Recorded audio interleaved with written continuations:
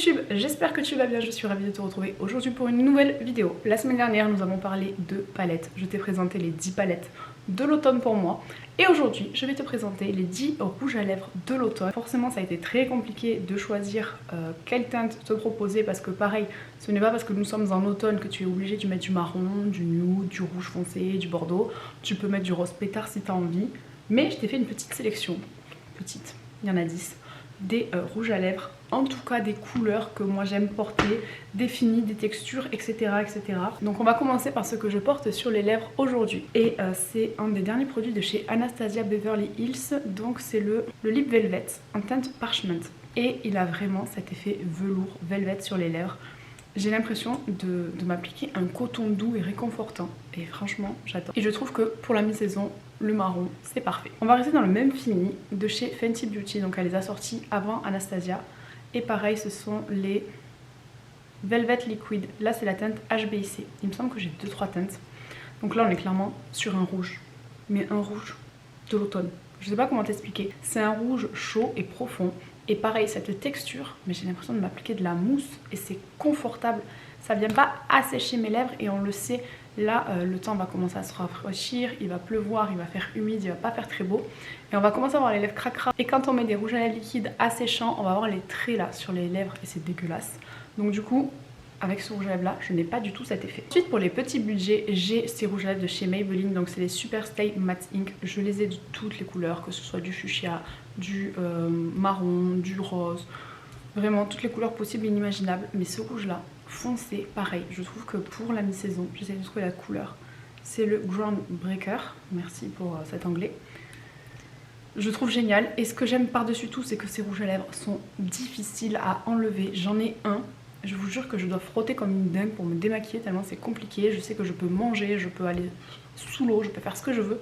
Le rouge à lèvres ne bouge pas et c'est super important parce qu'il n'y a rien de pire qu'un rouge à lèvres qui part là et qui te laisse une trace dégueu autour de la bouche. Donc celui-là, c'est une valeur sûre. Par exemple, si je dois aller au resto avec mon chéri, manger des pâtes, de la pizza, un truc bien gras, je sais que je vais mettre celui-là parce qu'il va pas me lâcher et je vais pas ressembler à rien à la fin du repas. Contrairement à celui-là qui pourtant est magnifique, je l'adore. C'est les Fenty Beauty, donc déjà rien que là tu vois qu'il y a du liquide à l'intérieur, le machin il se balade. C'est les... C'est tellement foncé que je vois pas ce qu'il y a écrit. Je l'ai en rose pétard aussi, et je vous jure, une fois j'ai mangé au resto avec mon chéri et j'avais du rose jusque là, il s'est foutu de ma gueule. Donc c'est pour ça que je te dis que celui-là il est pas super.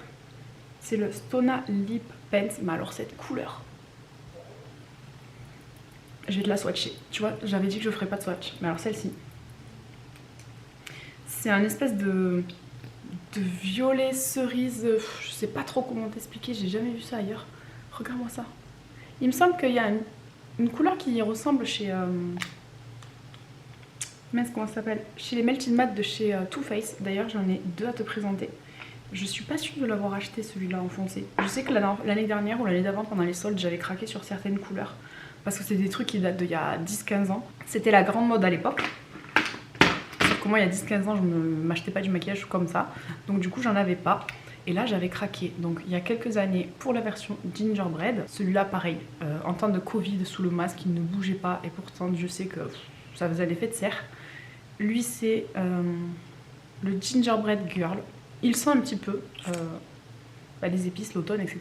Mais moi ça me dérange pas, j'adore cette odeur. Et allez, c'est parti, on n'arrête plus. Je refais un swatch. Donc je l'adore, franchement. Il crie automne. Et ensuite il y a celui-là, je pense que c'est celui-là qui ressemble. C'est le Drop Dead Red. Alors celui-là, si vous êtes à fond dans le make-up, que vous suivez un peu les vidéos YouTube, je pense que vous l'avez acheté et que vous avez été fatigué de le voir sur toutes les youtubeuses, clairement en 2014, 2015, j'en sais rien quelle année. Et encore que regardez, il est plus bordeaux burgundy comparé à celui-là qui est plus violet foncé par chez Martin Cosmetics. Donc là on est sur un entre-deux, c'est ni cher ni pas cher. J'ai deux teintes qui je crois sont des éditions limitées de ces collections Halloween parce que j'avais craqué sur la première. Sa première collection Halloween, je vous jure que un film, j'ai eu des frissons, je l'ai trouvé magnifique. Donc j'avais pris la palette et les rouges à lèvres. Par contre j'ai du mal à travailler sa palette, je sais pas pourquoi, c'est pour ça que je vous ai pas mis sa palette dans mon top la semaine dernière. Mais j'ai beaucoup de mal à la travailler. J'avais craqué sur la Dinner aussi, et puis je me suis arrêtée là parce qu'au final je crois pas que ce soit vraiment les textures et les matières que j'aime travailler. Mais alors par contre c'est packaging, C'est incroyable. Ce qu'elle fait, c'est un truc de dingue. Et là, du coup, j'ai le Blair et le Morticia. Voilà. Donc, je vous avoue, je m'en sers pas spécialement. Là, c'est Halloween dans 2 jours. Donc, clairement, je pourrais mettre le rouge à lèvres noir sur mes lèvres. Et ce qui est bien, c'est qu'ils sont sans transfert. Donc, je peux faire des bisous à mes enfants. On a le Viviane. Je pense que Viviane, pour moi, c'est le rouge à lèvres. Tu vois, quand je te dis, je veux mettre du rouge à lèvres rouge, je pense à ce rouge. Il est magnifique. Je crois que ma soeur, elle a le Simone qui est pas mal aussi. Mais regarde celui-là. Du rouge chiant, vif, pétard. J'adore. Et ensuite, on a celui-là, Josette. Tu dois te dire, mais qu'est-ce qu'elle fout là, celle-là? Alors déjà, je l'ai acheté parce que c'est le prénom de ma grand-mère. Tout simplement. Et je trouve que bah, c'est un rose pâle. Alors sur moi, ça fait un peu, je vais au ski, j'ai pris froid. Mais je le trouve magnifique. Et ce que j'aime bien faire, c'est le focus, il veut bien se faire, c'est venir en fait travailler un coin de lèvres un peu plus foncé, et soit avec du marron, soit avec un crayon, et venir en fait mettre Josette au centre des lèvres pour faire un effet fondu dégradé. Ensuite, on a la Queen Huda Beauty, Natasha, Anastasia, Huda et Charlotte. Pour moi, ce sont les déesses du make-up.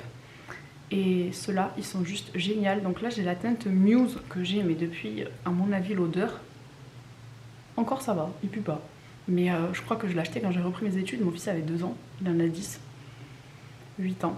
Je pense que c'est un peu long pour la durée de vie d'un rouge à lèvres liquide. Et regarde comme il est beau. J'en ai aucun qui se ressemble.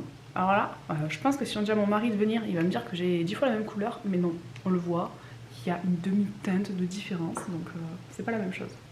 Et lui, pour l'automne-hiver, j'adore. Ensuite, on a celui-là de chez L'Oréal. Donc là, on est clairement sur un cinnamon. Il s'appelle d'ailleurs Mon Cinnamon. Et pareil, je trouve qu'il va trop bien avec mon t-shirt. Bon bah du coup je vais tout swatcher, hein. C'est parti mon kiki. Regarde. Ensuite on va repartir sur un rouge. Et là on est chez Fenty Beauty. C'est le seul rouge à lèvres raisin que j'ai à te présenter pour cette fois-ci. Déjà rien que, regarde le packaging, le machin. Tu tournes et tu tires. Non, le machin il m'a fallu au moins 20 minutes pour comprendre comment ça s'ouvrait. Ça m'a un peu saoulé mais bon c'est pas grave. Et là regarde-moi ce rouge. C'est incroyable. Je crois que j'ai au moins 5 ou 6 rouges dans ma collection. Et il n'y en a aucun qui se ressemble. Là on est plus sur un rouge un peu fuchsia. Il est magnifique. Et puis le machin quoi, c'est une œuvre d'art. Je repasse sur du rouge à lèvres liquide. Et donc là c'est de la marque Last. Et c'est le Rich Red. Je l'avais tellement aimé que comme une cruche, je l'ai acheté 2 fois. En fait je l'ai acheté et puis 2 mois après j'ai dit tiens je vais me racheter un rouge à lèvres. J'ai racheté le même, tellement je le trouvais beau. Et là regarde, on est sur un rouge cerise. Magnifique.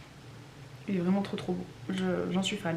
Après, j'aime pas trop l'odeur, ça a une odeur de pâte à modeler. Et je vous jure la pâte à modeler c'est ma phobie, je déteste cette texture, ça me...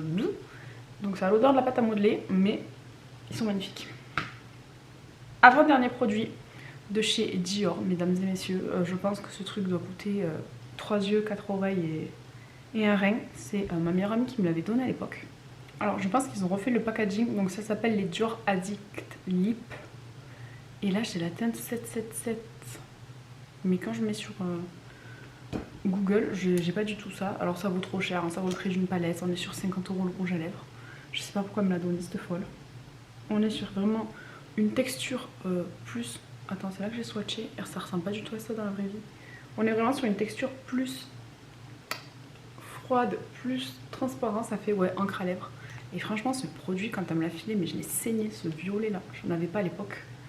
Je sais pas si tu peux le voir, tu vois. C'est toujours pas la même couleur que les autres. Il ressort un peu plus clair à la caméra. En vrai, il est un petit peu plus foncé. Ensuite, j'ai mis un gloss. Alors j'en ai un de chez Fenty, je te le mettrai ici en photo avec des reflets noirs, il est magnifique. Je pense que pour l'automne c'est la saison, il faut le sortir. Sauf qu'il est dans la chambre et mon fils dort donc hors de question. Tu as les autres de chez Fenty mais bon ça c'est la base, j'ai envie de te dire tu peux les mettre en n'importe quelle saison. Mais là pour cette fin d'année j'avais envie de te présenter celui-là, donc c'est de chez MAC. Et c'est le gloss qui s'appelle Beau. Je l'avais eu il y a 2 ans dans mon calendrier de l'Avent Blissim. Il est marron, je trouve que pour un gloss quand même il est assez opaque. Franchement, tu pourrais le mettre tout seul, sans rien dessus. Et il a un petit effet pailleté. Clairement, pour les fêtes, ça peut être parfait. Donc voilà pour ma sélection. J'avais dit que je ne ferais pas de swatch. Au final, ma main, elle est toute colorée. J'ai quasiment tout swatché. Dis-moi toi en commentaire quelles sont les couleurs que tu adores utiliser l'automne. Si tu me sors un vert, un bleu, toutes les couleurs, franchement je comprends. Le make-up c'est fait pour s'amuser, c'est une forme d'art d'expression, donc il n'y a aucune règle, aucune limite, à part celle que nous nous infligeons et nous imposons nous-mêmes. J'avais envie de te présenter un petit peu les textures et les matières que j'aime bien utiliser l'automne, ainsi que les couleurs. J'espère que cette vidéo vous aura plu. Si c'est le cas, n'hésitez pas à laisser un pouce en haut, à vous abonner, à activer la cloche pour ne louper aucune notification. Et en attendant la prochaine, prenez bien soin de vous.